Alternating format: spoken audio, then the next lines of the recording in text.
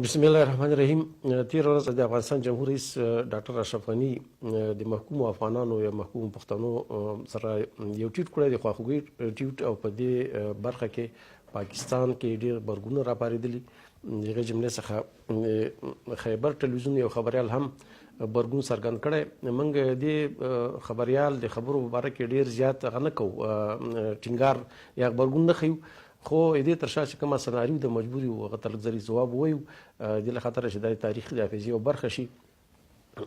دی په دې خبرو کې ډېرې زیاتې سپوره کلمې استعمال شوي. موږ نه غواړو چې هغه بیا تکرار کړو یا غبرګو، فقط دونه وایو چې هغه د ګودا خبره ده. څوک چې چاته کومه تحفه ورکړي او هغه یې قبوله نه کړي، هغه تحفه بیرته مغه سړي ته ګرځي چې له سره یې دا تحفه وړاندې کړې ده. نو هغه کومې خبرې سپور الفاظ چې دې ښاغلي کارولي هغه د بیرته دته ډالۍ که مناسب وي دته یې ډالۍ، که مناسب نه وي نو دې خوا ته دې نه رالیږي.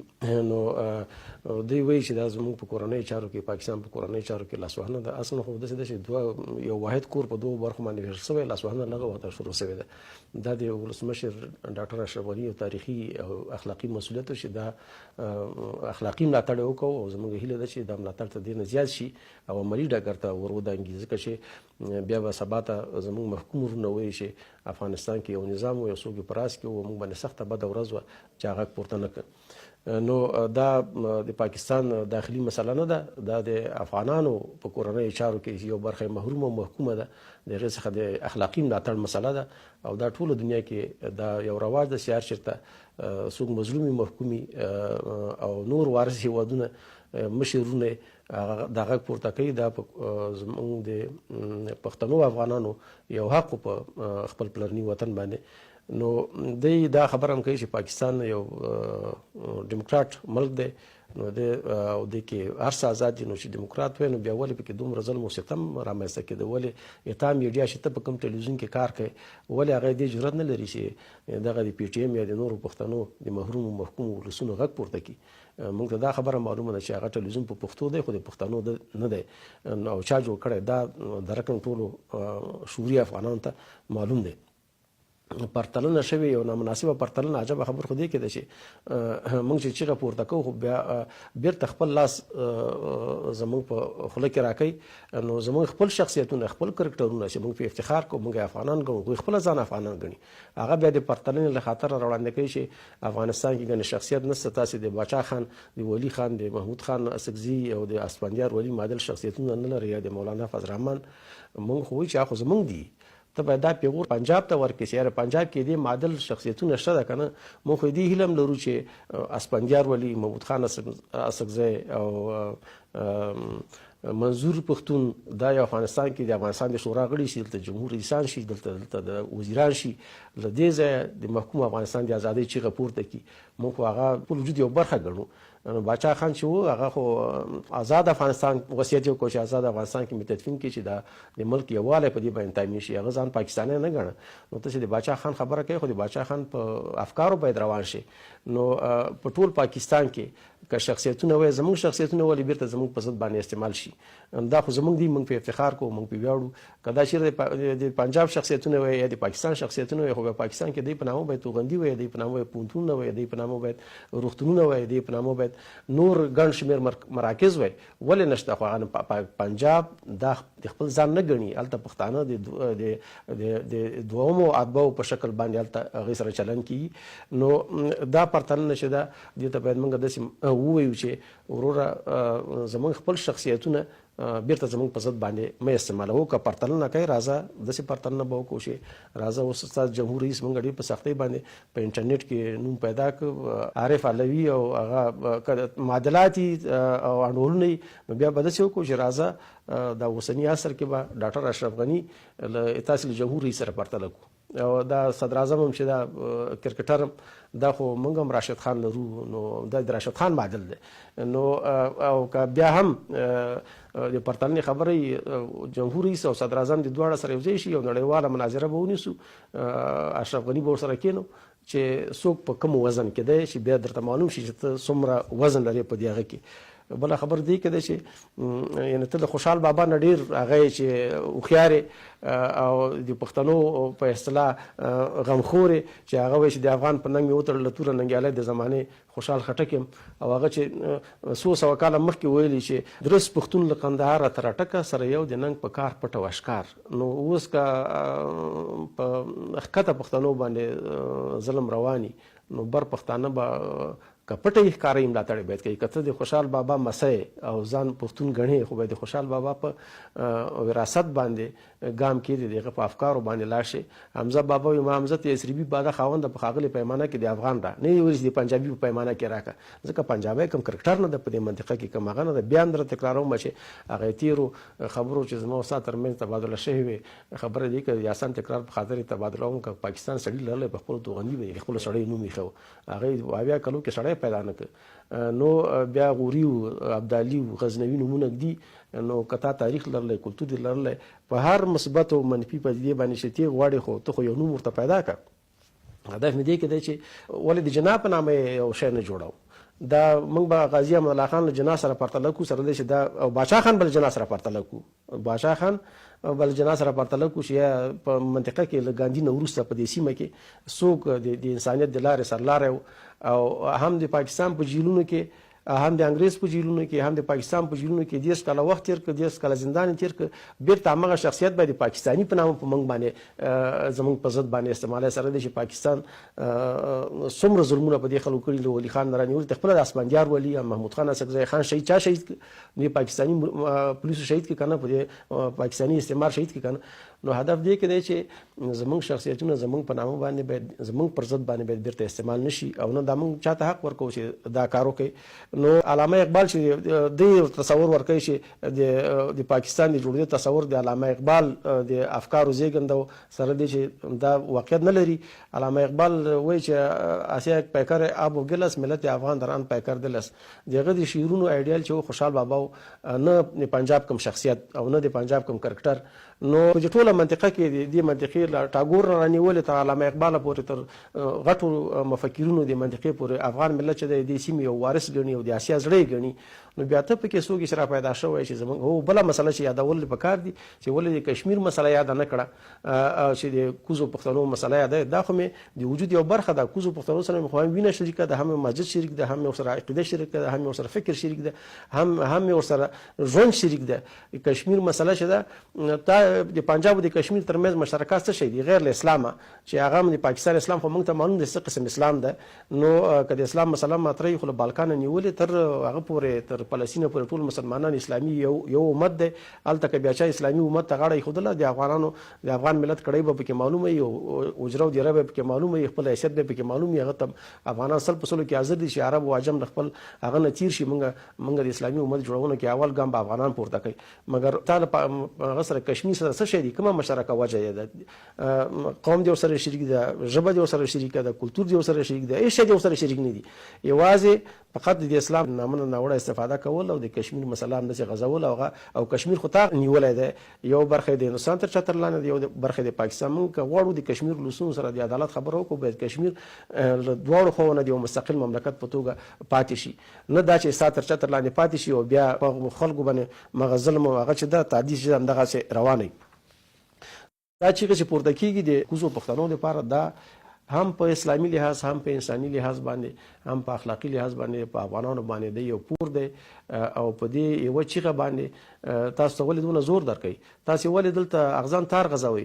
تاسې ولې د سیمې ته د صوبه سرحد نوم ورکړو؟ چین سره هلته سرحد نه و، هند سره ایران سره هم سرحد نه لره چې دې ته هم دا نوم ورکړی. او بیا ولې د یو سړي په اخلاقي پیوستون باندې یا اخلاقي خواخوږۍ باندې دونه ورخطا شي؟ خو وړو کې هم شګه ده. نو هدف دی کې دی چې اولی که اخري دا ملک به سره جوړېږي، دا ملک به سره یوځای کېږي. دلته به ستونزې موږ خپله د مملکت په داخل کې ډېر زیات ستونزې شته ده، خو بیا د ستونزو سره سره ډېر د خوښۍ خبره دی کې ده چې موږ ته به اوس څوک پیغور نه راکوي. موږ په تېرو 18 کلونو کې د پاکستان نه زموږ سرکونه ښه شوي، د پاکستان نه زموږ پیسه جګه ده. موږ په ویاړ سره افتخار سره موږ تاسې تقریبا 2 روپۍ زموږ یو افغانۍ کېږي. نو په 18 کلونو 18 کلونو کې چې افغانستان کوم پرمختګ کړی، زموږ پوځ چې ده هم په سلیقه کې هم په نظم او ډیسپلین کې اوس د پاکستان نه مخې ته کېږي. البته د دې اسلحه به تر موږ قوي خو مګر دا د اسلحې استعمال لپاره جرأت او اخلاق هم پکار دي. د اټوم د ګېډې نه درته اسامه راوویست او تا اټوم استعمال نه کړی سو، نو چې اټوم در سره و د یو شخصیت د حفاظت لپاره د استعمال نه کړی سي، کله چې د په اټوم حمله وشي بیا به څه شی استعمالوي. هدف مې دی کېدای شي دا هغه چې دي غروپش چې دا باید افغانانو ته ونه کوي. موږ خپل انتقادونه پیشنهادونه لرو دلته د ملک د جوړونې لپاره، مګر دا زموږ یو اخلاقي مسؤلیت زموږ په جمهور رئیس باندې دا اعتراض دی چې ته ولې د دې خلکو سره عملي مرسته نه کوي. اعتراض همدغه ځای کې ده، نه په دې باندې چې یو اخلاقي ګام یې پورته کړ او د کوزو پښتنو ملاتړ یې وکړو. بیا به سبا ته دا د پیغور په توګه مطرح کېدله چې تاسې هلته نظام لره، دلته ولس لره، دلته نظام چیغه نه پورته کړه ولس باید پورته کړه، که ولس چیغه نه پورته کوله نظام به پورته کړی، که دواړو چیغه نه پورته کوله رسنۍ باید پورته کړی. اوس د خدای فضل ده رسنۍ هم دلته غږ پورته کړی. په لر او بر دینه غټه خواخوږي دینه واحد ملت چیرته چې په ارمان شهید شو په کوټه کې او په ټول افغانستان کې غیبانه جنازې وشولې، نو دې ته واحد ملت وایي. دې مګر دا چې تا په زور او په جبر او په قهر باندې یو برخه غصب کړې ده. دا وخت غواړي یا زموږ د پېښورینو ورونو په اصلاح چې ټایم به لګي، خرچه به راځي، دی کې به موږ ورته ورخطا کېږو، نو دا کار به کېږي. مګر بیا هم زه یو کار بیا وایم چې دا خبره چې موږ وکړې دا د حسن خان د خبرو په غبرګون کې نه وي. زموږ هغه سناریست سره کار دی چې هغه دغه سناري وي جوړه کړې، هغه سناري وي جوړه کړې و چې ویلې چې کابل باید وسوځي. خو موږ د چا د ښارونو سوځولو ادعا نه کوو. پېښور زموږ خپل ښار دی، هغه موږ د پاکستان برخه نه ګڼو. موږ کاشکې غارمانو ته ورسېږو چې شیرشاه سوري لرل چې څو چې د لاهور مرکزیت ختم نشي په دې منطقه کې امن نه راځي او پښتانه په ارامۍ سره ساه نشي ویستلی. نو موږ د مغه ورځې په ارمان یو، خو بیا هم انساني حقوقو له خاطره نه غواړو چې چا ښارونه وسېځل شي لکه دې غوندې چې کومه هیله او ارزو لرله. مګر د محکوم افغانستان خپله تر هغه پورې چې طبیعي حدود ته ونه رسېږو دا مبارزه به روانه وي. اجمل خټک ویلی چې ګزار د خیبر و که غلیمه لوی عمود له غوسې نه سور توپان کړ. پېښور دی که کوټه زما کور دی، کندهار دی که کابل دی زما ورور دی، هر خاین چې دې کې خنډ اچول غواړي، که د لر دی که د بر دی مخې تور دی. نو د پښتنو وارث ته که اجمل خټک ده، د پښتنو بابا خوشحال بابا ده که دا پنجاب ده، د پښتنو مشر شه ده لوی مشر باچا خان ده، که دا سو په اصطلاح مړغوږي هغه دي پښتانه دي چې ګل خانان چې هلته د پنجاب تر سیور لاندې رالو شي او د هغوی نه اخواته د هغوی د خبرې نه اخواته خبره نشي کولی. نو موږ بیا هم یو کرت وایو چې افغانان د کوزو پښتنو افغانانو سره په غم او درد کې شریک دي. ظلم روان ده، ستم روان ده، مجبوریتونه شته ده. دا مجبوریتونه به خدای وخت کې رفع کړي. خو دا تاریخي پیغور به پرې نه دو چې بیا زموږ کوزني ورونه یو وخت کې د دې ظلم او ستم نه راخلاص شي او بیا ما ته پیغور راکړي چې ورور هغه وکړي چې ما باندې ظلم او ستم ته زما ورور وي، زما عزیز وي، زما ډوکه وي، تا چېرته غږ وکړو. لکه موږ باندې چې سخته راغله کوزنۍ ورونو په خپله غېږه کې موږ ته ځای راکړه، په خپل کور یې موږ سره نمایي کړه، خپله حجره یې موږ سره نمایي کړه، خپل مسجد کې موږ ته ځای راکړه.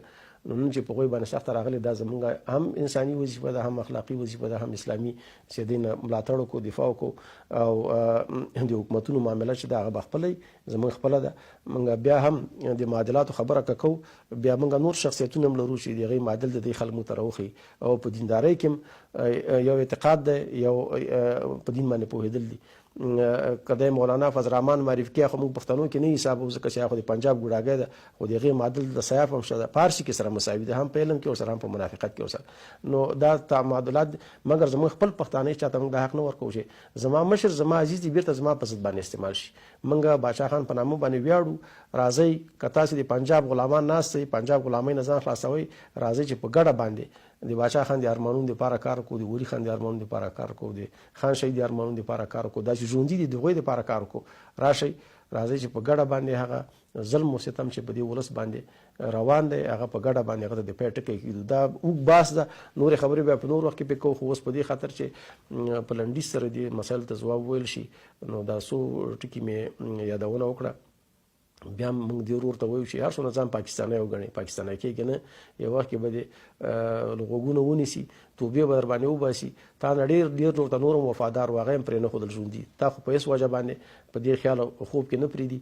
نو خپل اصل نه مه جدا کېږي، هر څومره چې دا سړی له اصل نه لرې کېږي زیان مومي تاوان مومي. یو بل خبره چې هم یادول ضروری دی هغه دا چې دا خبره به د پیغور په توګه مطرح نه شي چې افغانان خپل وطن وران کړي بل د بل وطن جوړونه چیرته ظرفیت ولري. افغانان دې ظرفیت لري، البته افغانان په یو سخت تاریخي مقطع کې واقع شول چې د لوی طاقتونو د لوب ډګر شو، نو په دې خاطر باندې افغانان هم به کې افغانان اوسېدل هم وطن وران شو. دا کله کله د ملتونو ولسونو او حکومتونو خوښه نه وي، خو تاریخي جبردستي راشي چې غټ طاقتونه دا اوس په سوریه کې په عراق کې د ولسونو د حکومتونو خوښه نه وه، خو ملکونه له بحران سره مخامخ شول، ستونزې ورته پېښې شولې. افغانستان هم د ټول اسلامي نړۍ د سپر په توګه قرباني شو. همدغه پاکستان کې به خلکو چیغې وهلې چې جهاد افغانستان دفاع پاکستان، نو د پاکستان د ګټو قرباني شو. نو بیا هم کله چې نسبي سوله راغله دلته دنیا راغله، افغانان د دې توان پیدا کړ چې په یوازې په تیرو 18 کلونو کې 8000 کیلومتره سړک جوړ کړي، 4000 کلو خدمات ورسوي. دا اوس زموږ سړکونه چې د پاکستان نسبتا ښه حالت کې موږ روان یو. پوز ښوونځي موږ 10 میلیونه زیات زده کوونکي لرو، دا اوس په دې وخت کې همدارنګه تر څلو زیات خصوصي پوهنتونونه لوړو زده کړو مؤسسې لرو. دا په 18 کلونو کې چټک پرمختګ تر 1000 زیات چاپي رسنۍ موږ جواز اخیستی ده او تر 500 زیات تلویزیونونه لرو، شخصي تلویزیونونه. نو دا که افغانان څوک دمې تفریدي د پرمختګ سرعت چې د نړۍ په ټولو هیوادونو کې مخه نشه. دی به هم دا خبره وکړي چې یاره کېدای شي دا خو نړیوالو سره مرسته وکړه ځکه داسې چټک پرمختګ وکړو. تاسې نو چېرته داسې شیان جوړ کړي چې نړۍ کې مارکیټ ته وړاندې کړي، خو تاسې هم 450 میلیارده ډالر د بل چا پورې وړي یاستئ، 4 میلیارده ډالر سود ورکوئ، په سود جوړه سي، په سود باندې چلېږي، اولادونه هم د سود نه تغذیه کېږي. نو هغه هېواد چې بنسټ په سود باندې ایښودل شوی هغه ته بیا موږ اسلامي پاکستان هم وایو او اسلامي شریعت او نفاذونکی هېواد هم ورته وایو. نو دا اوس هم چې د سولې خبرې را روانې دي، که افغانان په منځ کې څوک پردي مداخله ونه کوي، هر کار موږ خپله جوړولی سو. د 18 کلو جګړو نه وروسته بیا هم افغانان په یو ټغر سره کېناستېدل، یو نسبي پرمختګ رامنځته شو. موږ هیله لرو چې دا پرمختګ نور هم دوام کوي. که پاکستان او ایران او نور غټ ملکونه دا شاوخوا ګاونډي هېوادونه شرارت ونه کوي، افغانان چې هم د جګړې مهارت لري، هم د جرګې مهارت لري، په دواړو کې موږ هم د میلمه پالنې مهارت لرو. یو ملا عمر میلمه ورنه کړ هغه ته امریکې ته، مګر ستا د اټوم بم له وزر نه یې راوویسته. نو دغه ستا غیرت او همدا اټوم بم د دې لپاره جوړ کړی چې زه پرې مسلمان ساتم. هغه مسلمان چې تا او د پاکستان د اسلام خلاف ولې دواړو ته کې درغلې د بټابات له د اټوم بم د وزرونو لاندې یو سړی درته راوویسته. نو دا د وسله څه په درخو ستا د غیرت په $10,000 د یو سړی خرڅ کړ. نو دلته دغه غټ اساسات چې د ملک دا جوړ دي، دلته کابل اوس یو ځل خو چا چیغه پورته نه کړه چې موږ پاکستان غواړو یا ایران غواړو. خو نیکه مرغه په اسلام آباد په زړه کې دا چیغه پورته چې لر او بر یو افغان دی، تا د اټوم بم تر وزرونو لاندې واحد ملت دغه ته وایي. نو مصنوعي ملتونه چې دي دا به پاکستان موږ بیا دا خبره تکرارو هېوادوالو ته چې پاکستان چې ده هغه ملت نه ده، هغه پوځ یا جغرافیه اشغال کړې ده، بېلابېل قومونه پکې په زور رئیسار کړي دي. نن دوه تاریخي خبرې نور هم خلکو هېوادوالو ته کوم چې تاریخ د حافظې برخه شي. خپله کري صاحب ورځ ما ته وویلې په خصوصي مجلس کې، زه په چین کې د پاکستان جمهور رئیس آصف زرداري سره ناست وم، ورو یې راته غوږ کې وویلې چې څه وخت به موږ د پاکستان له اسارته خلاص دا ملک به له منځه لاړ شي. یو ملک چې جمهور رئیس نه دونه ناراضه وي، نو بیا هغه څه ملک دی، څه ملت دی؟ او خاوره دی د افغانستان اخیستې، کلتور دی د هندوستان اخیستې ده، او دین و مذهب دی له عربو نه راخیستې ده. نو ته خپله څه شی لرې؟ په 80 کلو کې د هندي سندرو مخه ونه سوه نیولی او بیا هند سره رقابت هم کوي.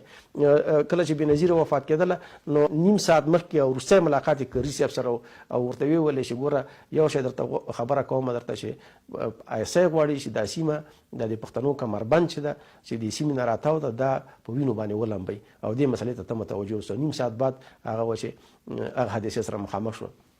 نو ته که ملک نه یې، پوځ ده، دا پوځ به اخر متلاشي کېږي، له منځه به ځي. ډېر پوځونه چې دنیا کې متلاشي شول، د عراق قوي پوځ، د روسانو، د نورو دا ملکونه ترې نه څنګه ازاد شول. پاکستان هم دغسې یو مصنوعي ملک داخلي کاولي. په سود باندې چلیږي. نن چې د عربو د عجمو پیسې د سره نه شپه نشي تېرولی. افغانستان د خدای فضل د جګړې په تېر شولې، ستونزې په تېر شولې، نه د چا قرضدار دی مګر ته هېڅکله قرض خلاص نه شولې. او موږ هغه مملکت یو چې غریب یو خو د چا پوروړي نه یو. غربت هغه مرحله ده چې ته نه پیسې لرې او نه د چا پوروړی، او هغه ډېر غریب هغه ته وایي چې ته د چا پوروړی. موږ د خدای فضل د چا نه په اخلاقي لحاظ پوروړي یو، نه په اقتصادي لحاظ پوروړي یو. ته د دنیا په اخلاقي لحاظ هم پوروړی، د دنیا په اقتصادي لحاظ هم پوروړی، او سیاسي پروژې جوړی او مملکتونو کې جنگ جوړی. نو په دغه باندې ته چلیږي. نو خیر په هر ترتیب بیا هم خبره کوم چې واحد ملت بل خیره جوړیږي، له امو تر اباسینه دا وطن به جوړیږي، وخت به پکې لګي. نو دا خبره مې بیا کړ د وضاحت لپاره وکړه چې ملت د ډاډه اوسي، لر و بر افغان ولس ډاډه اوسي چې دا پاکستان چې دا نه کوم دایمي ملک ده، نه کوم دایمي ملت ده، او نه د ملت په نامه هلته څوک علامه اقبال نه نیولې. بیا د ټولو د وخت عالمانو په دغه نامه باندې نه کوم ملک چا پېژندلی په رسمیاتو باندې، نه کوم دلته کوم ملت په دې نامه باندې، او نه به انشاءالله به راتلونکي پیړیو کې دا موجود وي. دغه زما د خبرو لنډیز و، نور هم ډېر وخت نه نیسم. السلام علیکم ورحمة الله وبرکاته.